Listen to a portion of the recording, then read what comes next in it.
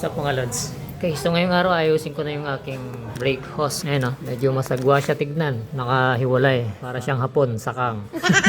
Ayan, doon sa dati ko, nung naka-stock handlebar pa ako, okay pa siya, nakatago siya. Pero nung nagpalit na ako ng RZR, syempre, naiba na yung pwesto niya. Tsaka kung ililiko ko siya ng todo sa kanan, sumasabit siya. Pag sagad na sagad sa kanan, baka sa katagalan masisira yung hose. Tsaka masagwa talaga siya tignan eh. Ayan.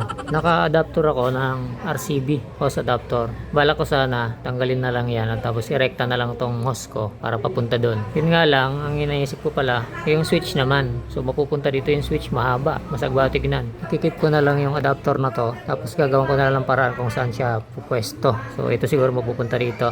Gagamit sana ako ng Mofac na brake light switch, kaso nga lang tos gas na naman yun. Magana din yun, tapos matatagalan pa, antayin ko pa. So pagtsatsagan ko na lang muna tong switch na to, i-reroute ko na lang muna. Ayan. So magre-rebleed na naman ako. Ayan, ito na yung mga gamit. Ayan, so ililipat ko lang to mga lods.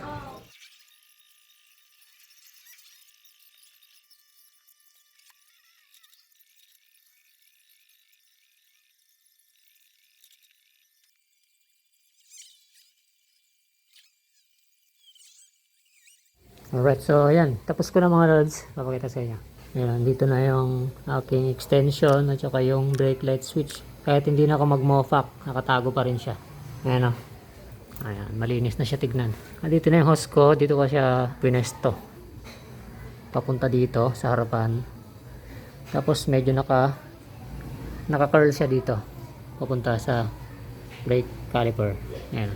Kung napapansin nyo rin, ito yung aking clutch cable mga lods. Tinanggal ko na siya dun sa loob. Nilabas ko na siya dito. Yan. Ang gamit kong cable dyan ay pang Shogun Pro 125. Okay na, ang lakas ng preno. Kanina, nakalimutan ko pang i-bleed tong bleeder dito. Kaya nahirapan ako. Nakatatlong salin na ako. Hindi pa tumitigas yung pala. Nakalimutan kong i-bleed to. Ayun, so tip lang yon mga lods. Kailangan i-bleed nyo to. Once na napaagos nyo na siya ng isang beses pababa, sunod nyo agad to, i-bleed nyo para matanggal yung hangin dito sa brake master. Tapos magkakaroon na siya ng tension, so malakas na yung tulak niya pababa. Wag na wag nyo kakalimutan i-bleed to, tanggalin yung hangin. Kasi once na hindi nyo bleed dyan, kahit maubos na yung brake fluid nyo, hindi yan titigas. Ayun yung purpose ng bleeder dito. Ayan mga lods, hindi nakita diba? Naka-ion siya sa handlebar. Malakas pa ng preno. Malinis na dito, walang nakalawit. Yun lang naman mga lods. Ride safe sa lahat mga lods.